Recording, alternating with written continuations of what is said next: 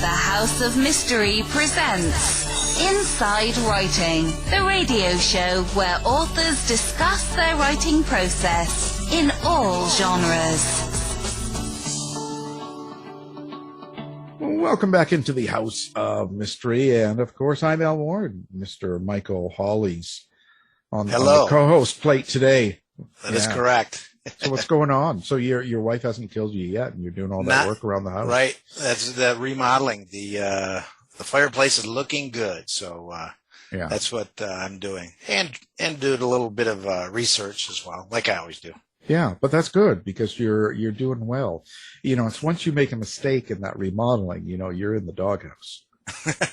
Oh yeah. Well, I'm using the doghouse anyways. I think that's just a male thing. Yeah. I just, yes, dear, sometimes. Yeah, but your wife can kill a man at 10 paces.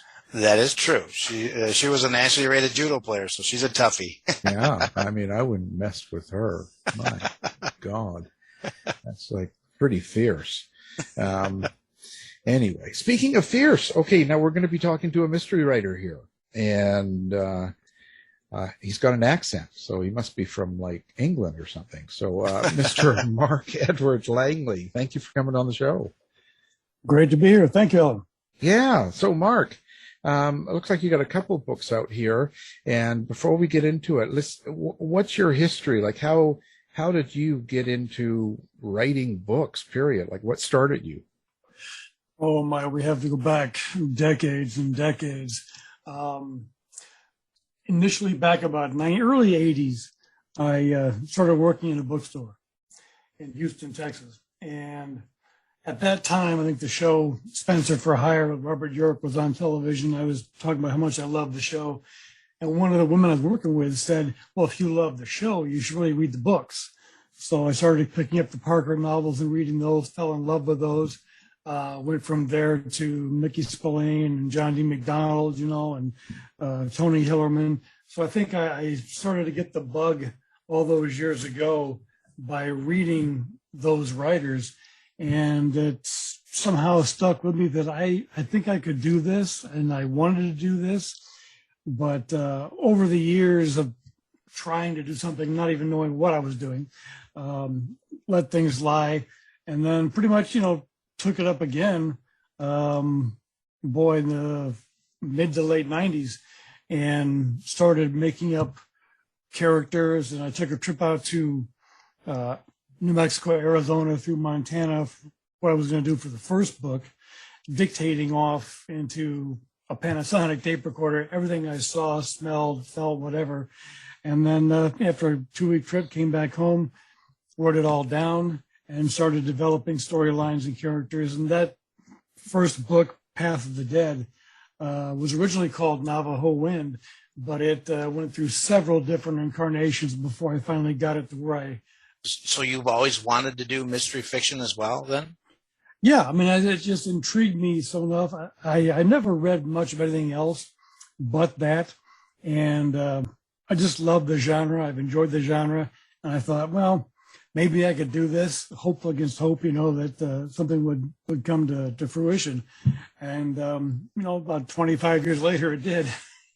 Yeah.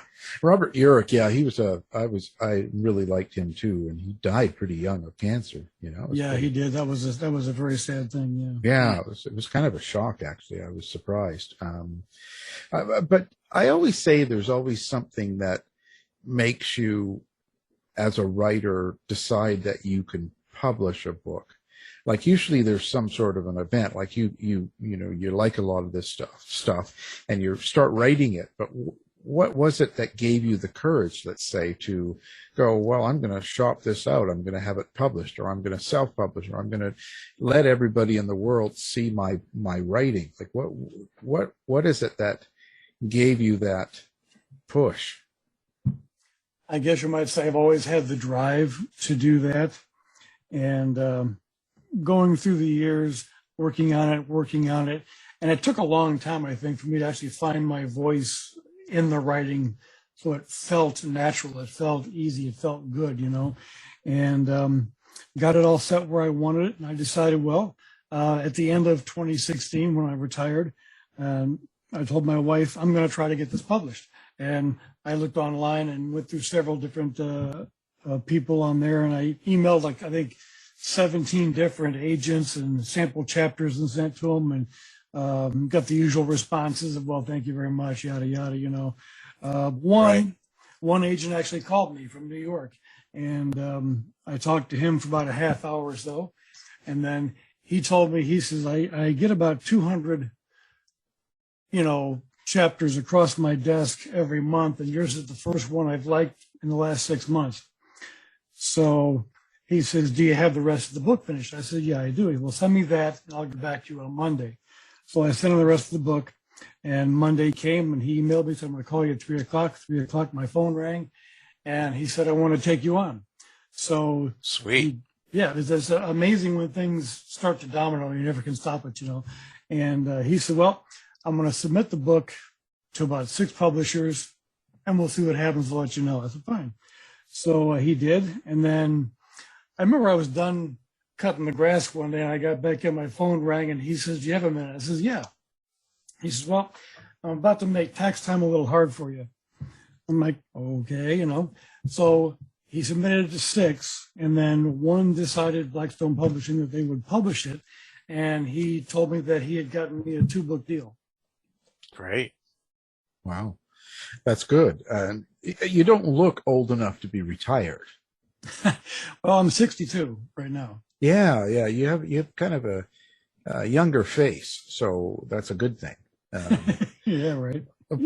So, it's kind of interesting. What made you get into this story now? Like what this is, you've got 3 books out now in this series, and your newest one is called When Silence Screams. Right.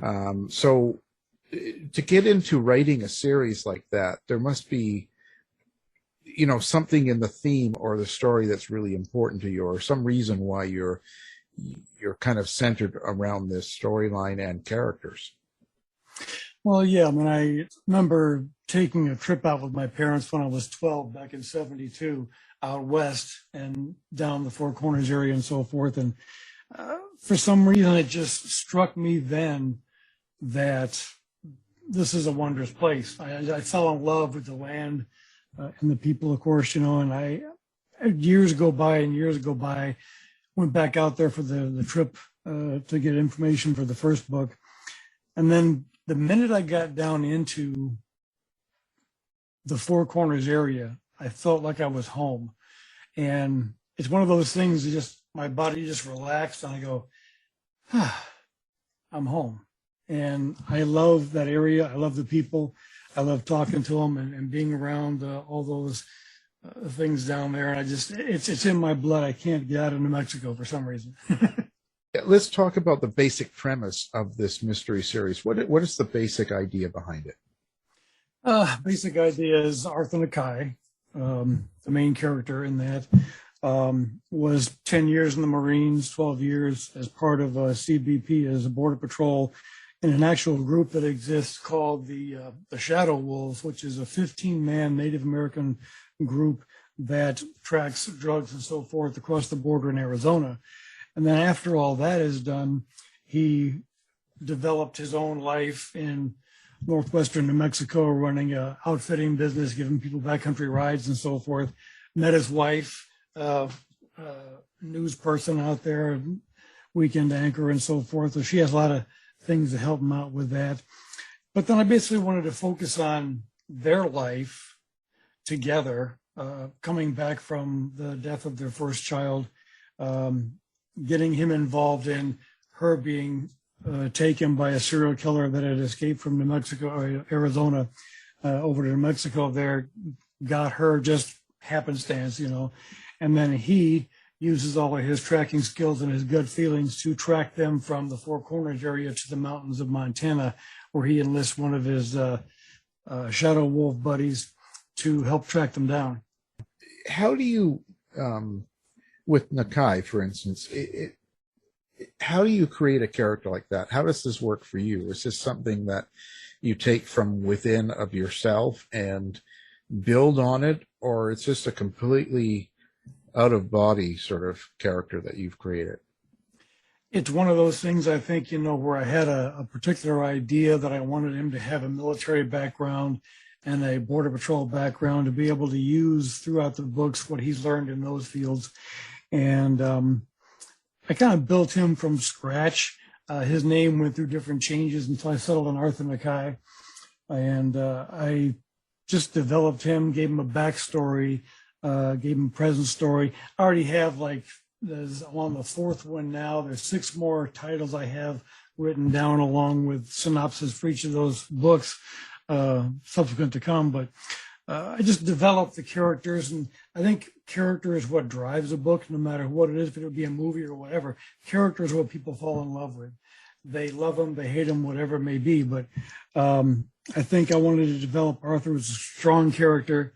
His wife is a strong person, and give them a world to live in with all the people that surround that, and just see what happens, because I do things backward. I've been told I develop a title first, I think of that, and then create a story around that title.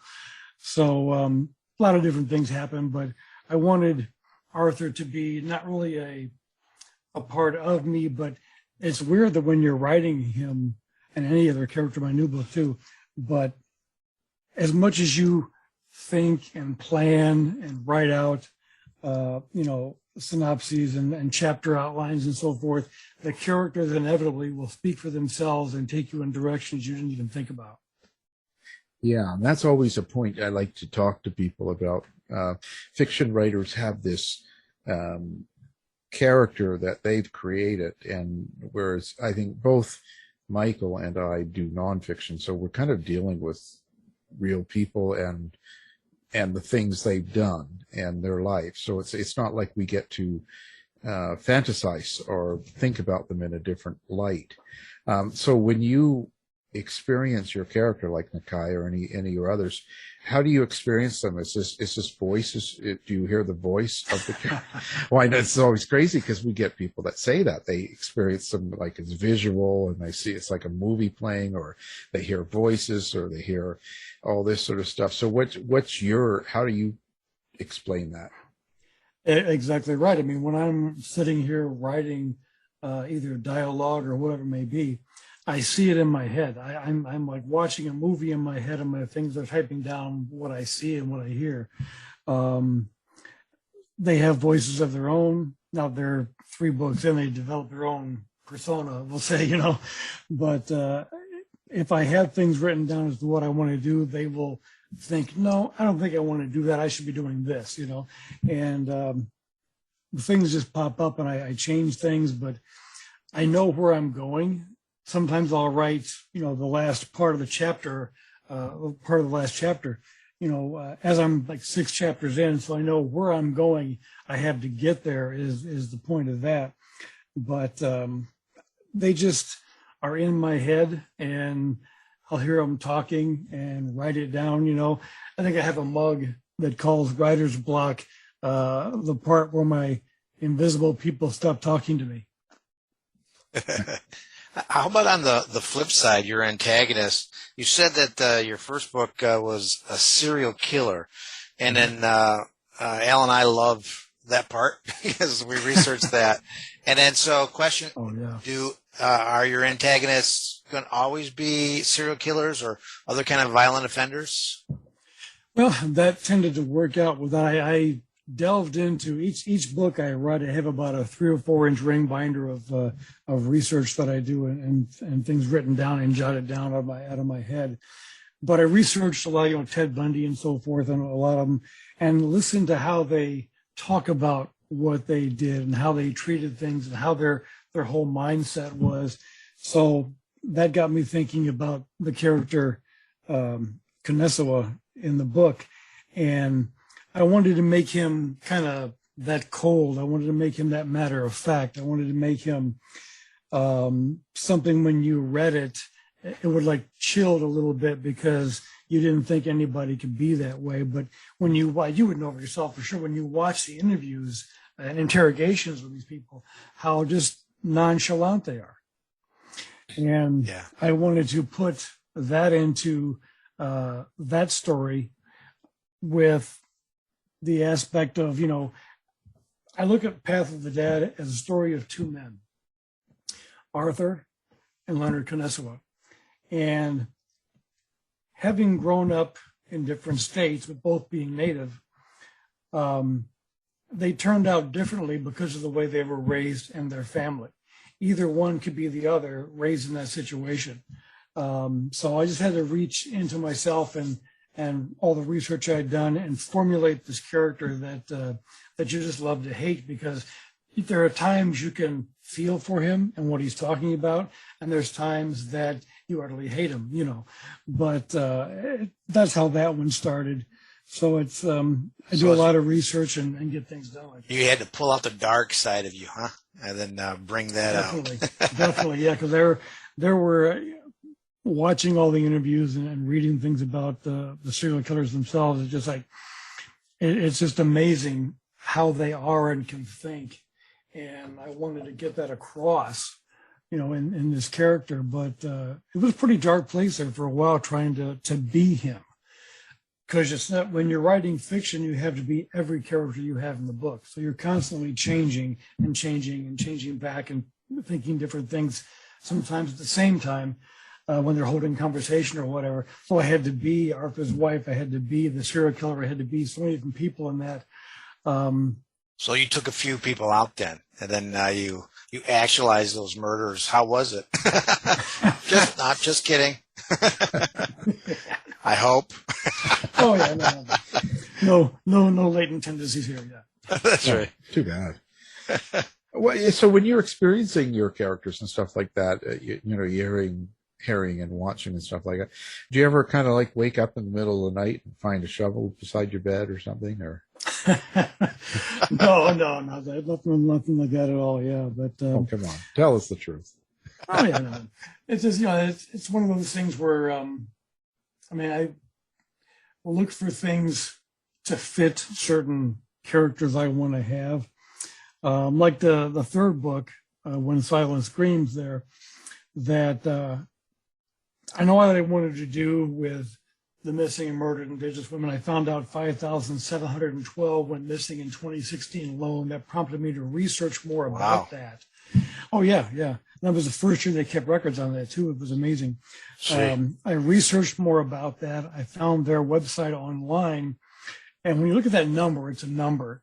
When you go to their website and you see all the flyers they have on there of all these missing girls and women, it definitely puts a face to the number, puts a name, puts an age, you know, and so forth. And it starts to hit me. I printed out a lot of them, so I have a reference of all these girls and women that went missing to draw from in the book.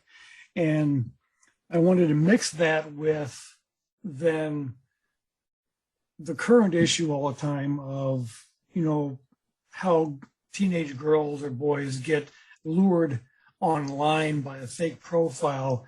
And in this case, this 19-year-old girl gets lured online away from her family in Santa Fe, is never seen again. And I followed that with then the sex trafficking trade that is so abundant across the world, not just in the States or anywhere, but how she gets sold off into that and moved around and things happen and so forth. And what is remarkable, to bring up serial killers again, one of the characters in the book, the last one that she's found with, I based on a real serial killer named John Edward Robinson. And he was the first, what they call, internet serial killer online, where he would have his online profile. His name was Slave Master, you know, and so forth. He's from the Midwest. This guy had a wife and 4 kids and a job. He ran his own business, you know, and he was secretly heavily into BDSM. So I built the character at the end on this guy because over 84 to around 2000, when he finally got caught, he had killed multiple women and sometimes their daughters in that too. It is, you know, he 42-year-old woman, 15-year-old daughter, did them both, you know. He ended up, when they finally caught him, he would go online, pitch things online, find women that were into the same kind of thing, and then meet them at a bar somewhere or whatever, get them back to a motel room, do what they had to do, and then kill them. And what he ended up doing was sticking their bodies in 55-gallon drums and putting them on his property, hiding them under the ground, in garages. He even had a bunch of them in storage units that he purchased when they found all the rest of them there. But it's just amazing. They live among us and we don't know it. It could be anybody at your church or whoever else in the world, you know, somebody you think is great or whatever, but they have this side you don't know about. So I built the last character in the book that had April Minigoats as this kind of guy here. And then Arthur would have to try to weave his way through finding the first person who actually had the online profile that took her, and then follow her path after that to end up where he ends up in the books with this guy. And it's, you know, like you say, it is a dark area to get into. Not every book will be about that kind of a thing, but I felt it was necessary for the basis of the story.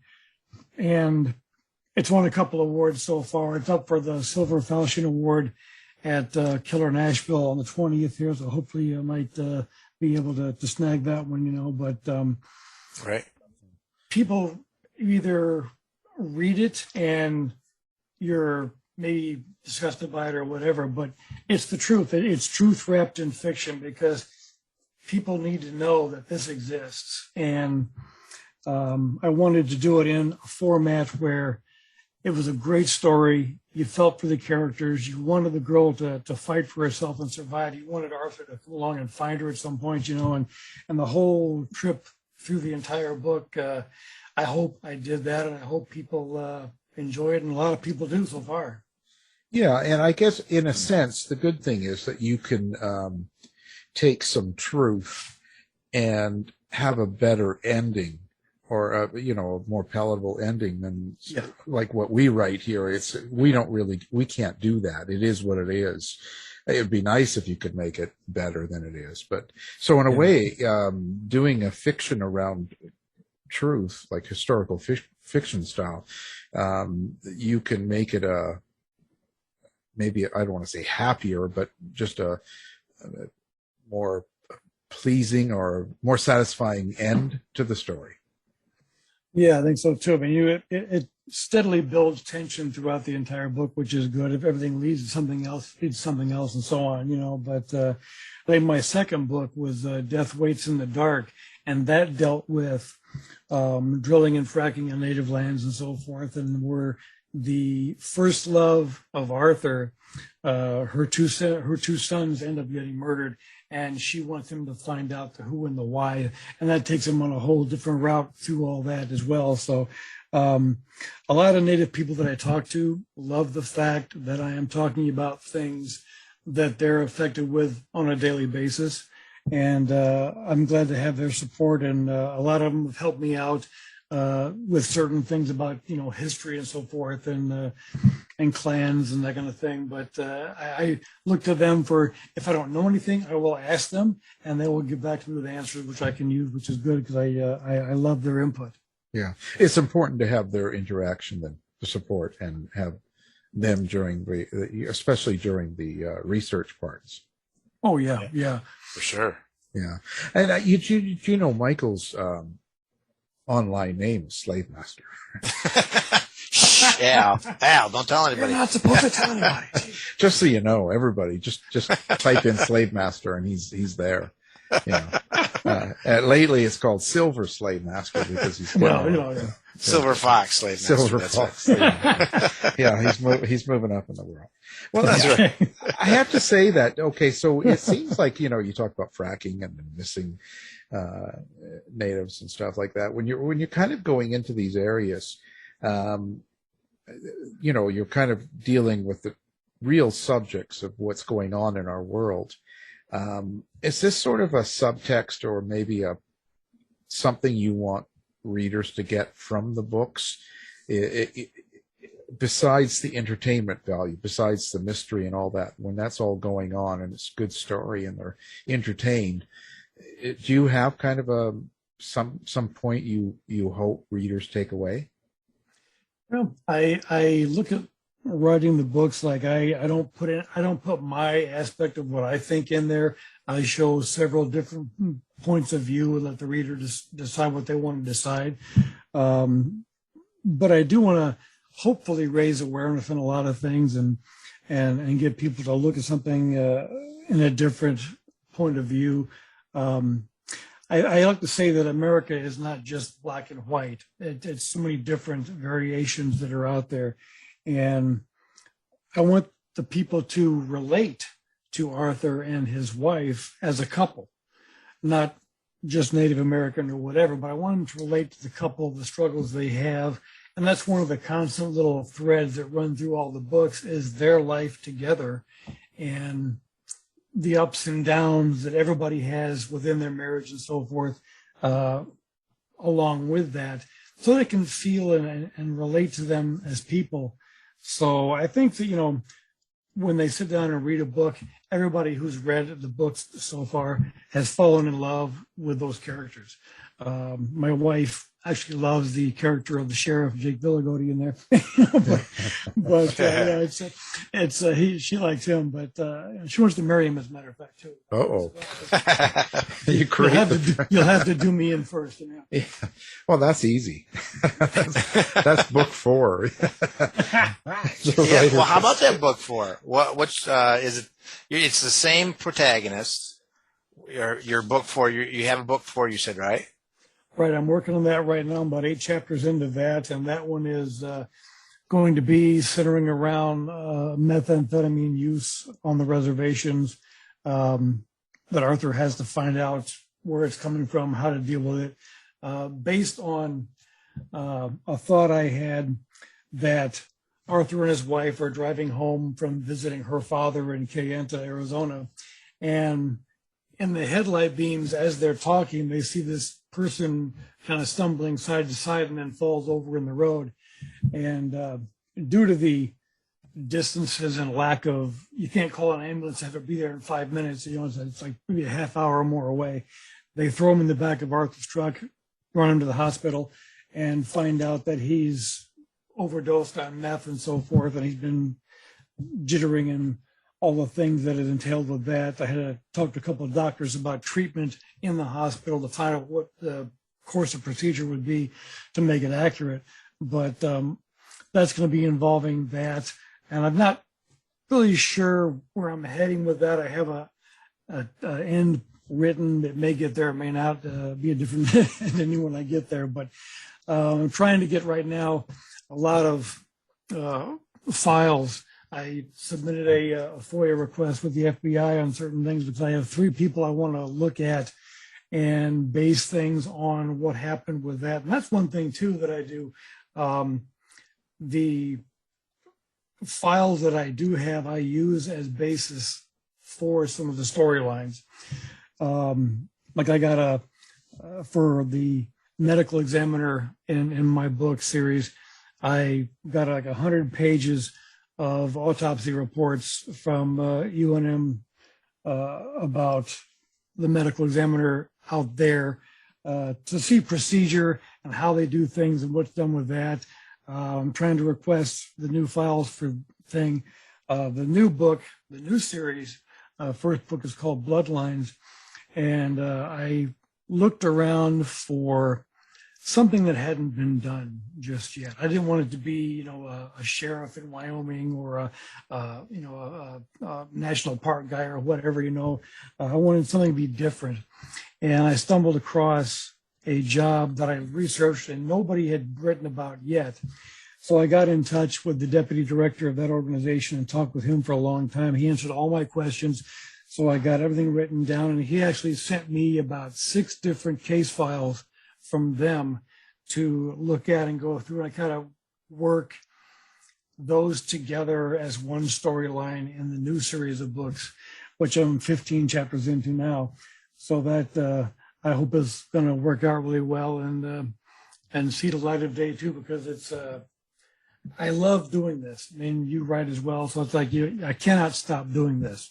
I have this part of me that needs to get something said, needs to get it out, perhaps make people think about certain things in their lives and so forth. But sometimes it's not really based on that, but just I want to get a good story down. I want to get something people can get involved with and read and just get caught up in. Yeah.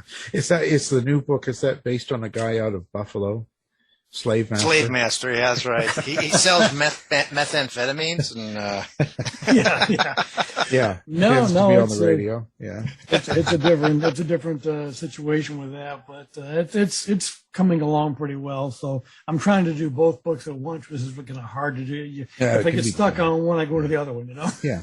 Well, that's kind of a good thing. I do that, but I understand that. It's kind of nice to do the other thing while it gives you a break. Are you planned out? So I was interested in this too. When you get a person that's writing a series, and it's there is some truth, but you're doing it's a mystery. You're kind of, if there's fiction to here. So do you kind of have it all planned out in your head, like how many books you're going to do with, let's say, these characters like Nakai and stuff? Do you kind of already know? Like you've got 10 books planned and each one kind of, and then you kind of fill it? Or is this something that you just play by ear as it goes? Actually, no, with the Arthur Nakai series, I have 6 more after this. Like I said, titles already written down and outlines of the stories written down. They may change when I get to them, who knows, but I have ideas of what I want to do with all of those. The new series, I have the 1 book I'm working on right now. I'm hoping I can come up with different things involving this character, because it's going to be kind of a little bit difficult to get him involved in a lot of things. But since he can be, cross-certified with the state police and so forth, there's more leeway to develop characters and storylines with that, because he can work that way as well. So I'm hoping it can be good, but, we'll see how that goes. And I love it so far. My wife has been reading all my work before I send it in, and she has read this and she just cannot believe it. That's sweet. Yeah. Well, that's always, I find that interesting. How long does it take you to put together one of these books? With research, probably about 3 or 4 months of research, and then probably a good 6 months or so of sitting down and writing. This one's taking a little bit longer right now with that, but I had a good 6 months of day-to-day writing to get something done after I get it all lined out and outlined. Yeah. How do you keep track of all your characters? Like, over so many books and so many things and going on, like, and to make sure you don't miss something that subtle, that a character does in one book, and then many books later, they're sort of something different, right? Like, how do you do that? Or do you just have a good memory?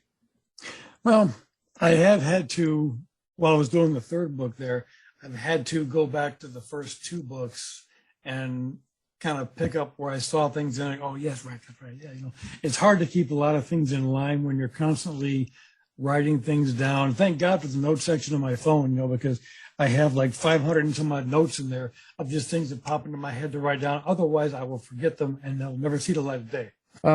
So where do you see yourself in 10 years? What's going to happen to Mark in 10 years? Are you going to be like doing TV series and tons of books and signing autographs? Like, where do you see yourself? I hope that I can make a good living at it, and it's going to turn out well and be something that I've been doing several book signings and so forth. The last one was a Saturday or 2 ago at Barnes & Noble. And had a lot of people. Strangest thing happened there was I'm sitting at the table, and doing books and so forth. And this one girl was eyeing me over there, And then she had the nerve to come up and she says, my sister loves all of your books. Oh, that's great. I said, is she here? She said, no, she's in New York. I said, okay, that's too bad, And then she goes away and so forth. And I see her watching me again, but she's on the phone. So then she walks over and she goes, remember I said my sister was in New York? And I says, yeah, sure. And she says, well, I got her on the phone, and she did a FaceTime and put it right in my face. And we talked back and forth with her sister, which was great, but it's amazing that, when things happen like that, you go, wow, this is going to be something pretty amazing that, you reach people enough that they want to be a part of a lot of things. So for her to call her sister, put her on the phone and do a FaceTime back and forth with me was an amazing thing. It was probably part of the FBI, and they were doing an investigation on you. You live in Florida, Mark? Do you live in Florida? No. Just wondering. Not at all. No. One of the strange things too was, I get a lot of things on my LinkedIn because I have a LinkedIn for my business days, and I noticed one day I put it on Facebook. I said, "Should I be worried?" Because one of the people that looked at my profile on LinkedIn said it was from the DOJ. You just never know what's going to go on. That's right. So, I got you again. do you like social media? Do you like this new world of all of this interaction with people, and so readers and people can find you much easier, and they can say things, like your book is good or your book sucks or whatever? Like, you have all this interaction. Do you like doing that with readers? Oh yeah, definitely. Yeah, I mean, they can. People email me through my website, and they join the website and so forth and be part of members only, But I do a lot of, been asked to do a lot of book club takeovers, and I talk with a ream of people there. They ask a lot of good, intelligent questions, and I love getting back to all those people with answers. And I kind of develop a rapport with readers that are on there. And I actually had one guy who did a 5-star review on Amazon and just blew me away when he said he would rank Arthur Nakai right up there with Joe Pickett and Walt Longmire. And I'm like, you got to be kidding me. That's nice. To have somebody say that is like amazing. And he's one of my best fans. Yeah. Well, that's nice of your family to do that. No, not that. I'm not a family person. Yeah, it's just the famous. One of the good things was that with the first book, Craig Johnson did a cover blurb for that, the first blurb there, and then he put on his website, his page, Facebook page, the blurb on there, and he said me because he said it, and then as a result of that, I had like almost over 4,000 people buy the book like that. I was like, whoa, Yeah. But to have the authors, and I contacted Ann Hillerman for a blurb for the second book, William Kent Kruger, who did an amazing blurb for that second book. And I hope I can live up to their praise. Yeah, I mean, no, that's great. That's great. Good to have that. What is your website, and how do you like people to contact you then? They can go through that, which is markedwardlangley.com, one word, markedwardlangley.com. You can join, like I said, the members only, and get free access to a lot of exclusive content. With that, once a month, I try to do a snippet of the latest book I'm working on, so they can get a kind of an idea about that. They can go to from there my Facebook page, my Instagram page, and Twitter page, and LinkedIn, and so forth. But just click on the icons there, and takes you right to those, and join those. And I have a lot of fun talking to a lot of fans most every day. Great. Of course, we'll have that up so people can find it easily, one click. Yeah. So when you're writing, are you the type of guy that sits down and kind of goes, okay, well, I can write from 10 to 2 today. There's nobody home, and you can just sit down and write. Can you plan your day like that, or do you have to be in the right mood? Well, it is. I mean, for fiction like I'm doing, I have to have that mindset to sit here and work through what I need to work through and get things written down. I used to, with the first book, I was writing at night. I'd stay up till sometimes 1 a.m. to get something, the juices get flowing and you can't stop, Anymore, I try to maybe get up early in the morning, 5:30 or so, take the dog out, make some coffee and sit down and try to pick up where I left off. But you really have to put yourself back in that persona of, if it be dialogue or whatever, you have to put yourself in that world again and pick up where you left off. And sometimes it's easy, sometimes it's hard. but I like to do it mostly in the morning, sometimes at night anymore. But whenever I have that impetus to sit down with an idea, then I go for it, either writing it down or going back to the book and changing some things in a previous chapter or paragraph or whatever to make it sound a little better and be more exactly what I wanted to say. So it's basically a morning time, rarely at night anymore, but basically I write in the morning. Yeah. Oh, so outside world. So when things are stressful and weird and there's a lot of stress going on, or like the pandemic and stuff and all that stuff, does that affect you when you're writing, or can you just act accordingly and just kind of go on as normal? Actually, the pandemic didn't do much of anything at all with my mindset for that. Yeah, I was still going out doing things and going to the stores and so forth, coming back home and writing. I mean, so it didn't have any real effect as far as that goes. But, you just sit here and you have to do it, and nothing really outside world-wise comes in. But sometimes, like my dad said, if you get struck with something and you can't figure a way out, just get up, go away, do something else. If I go out in the garage and clean the garage and things like that, work around the house, doing some things and getting some things finished up, renovation wise or whatever sometimes, but then I come back with fresh eyes and look at it and go, that's what I want to say, so I'll sit down and redo it and structure it differently. But one of the best things I came across was a list of words that you don't think you use a lot, but you do. And then I started going through my manuscript, looking for those specific words. And it was so true.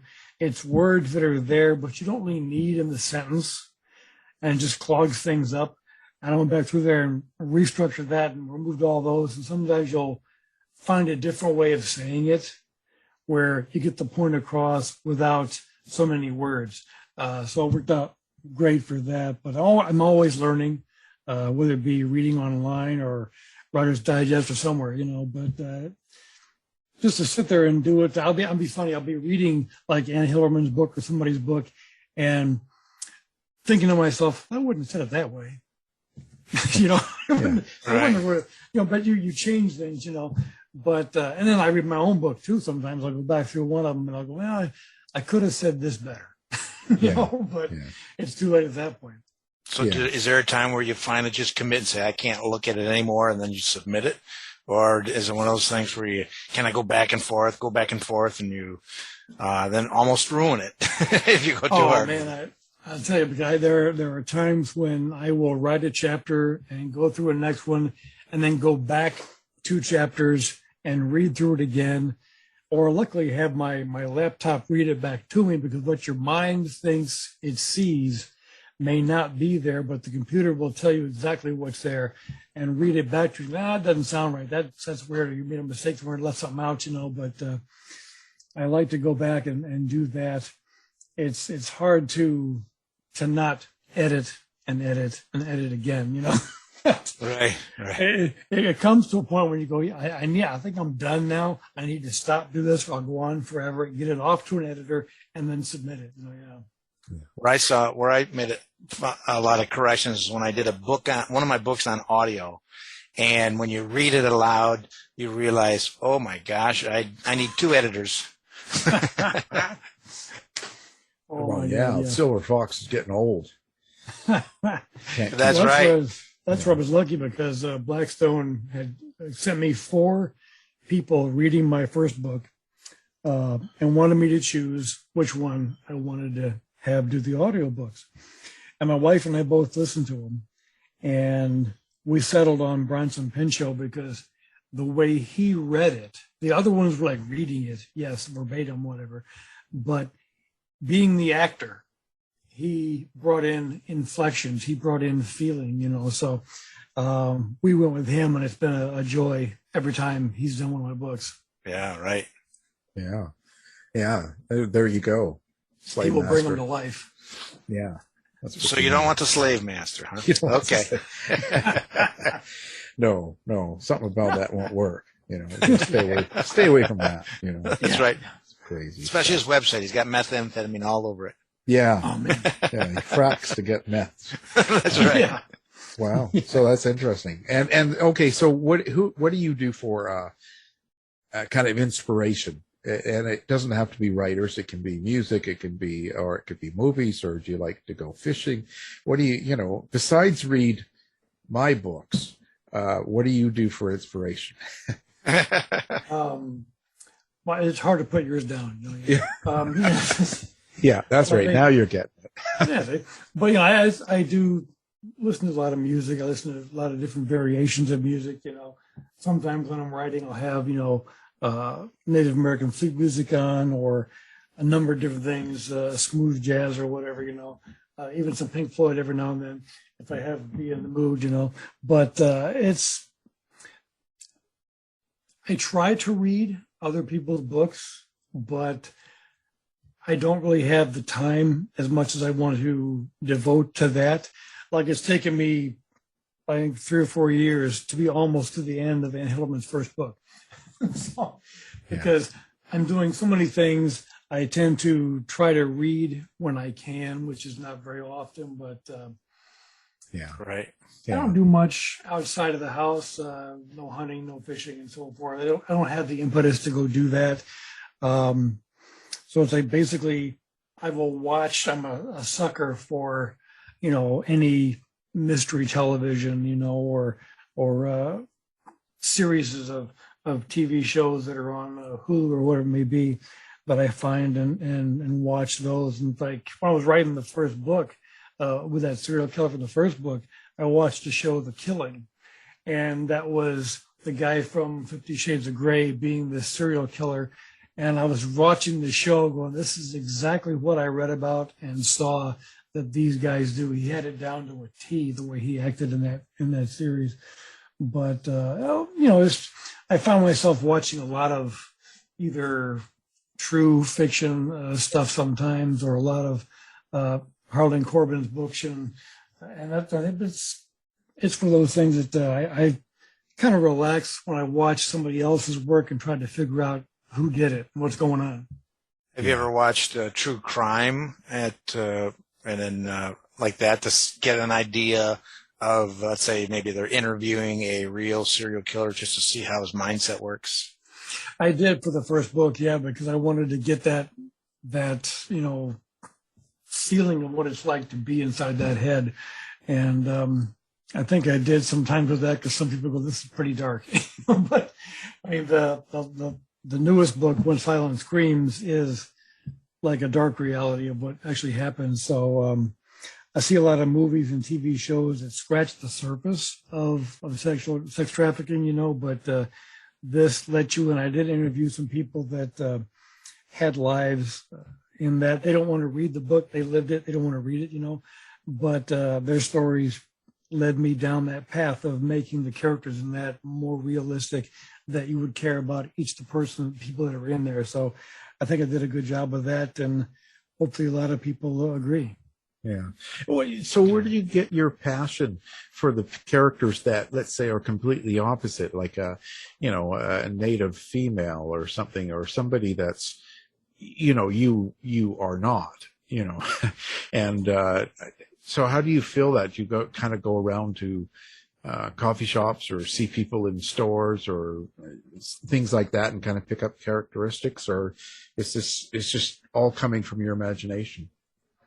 A good 50% is imagination. A lot of it is from people that I've known in my life, drawing from certain people to make one character, it just, reality sets in and you start pulling from people and building a character.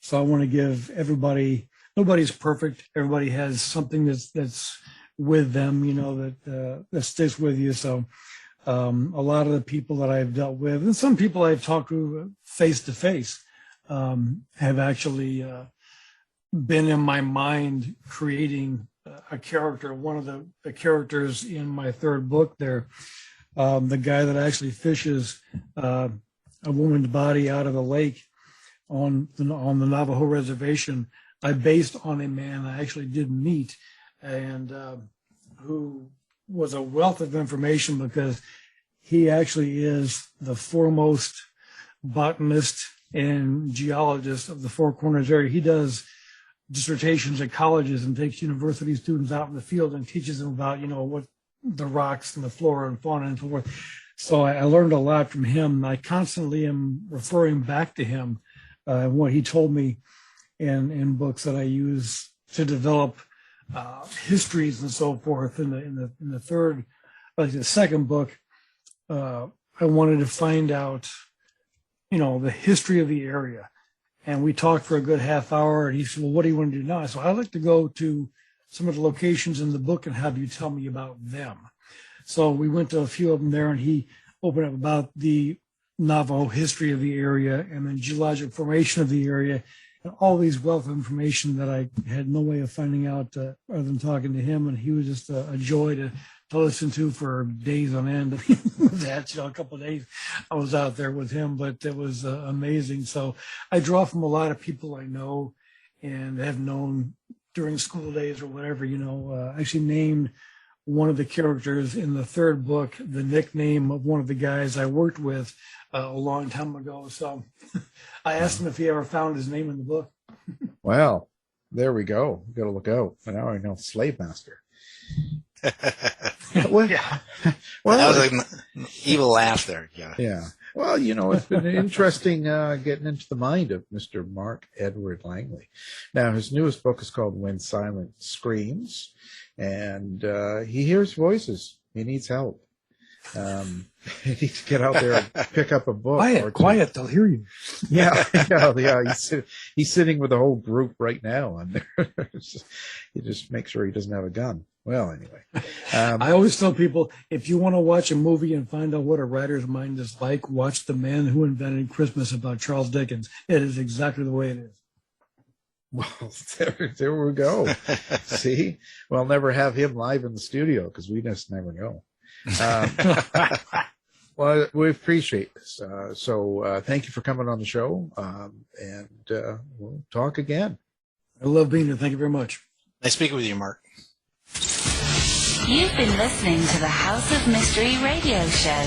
To find out more about our guests, hosts, or shows, go to www.houseofmystery.com.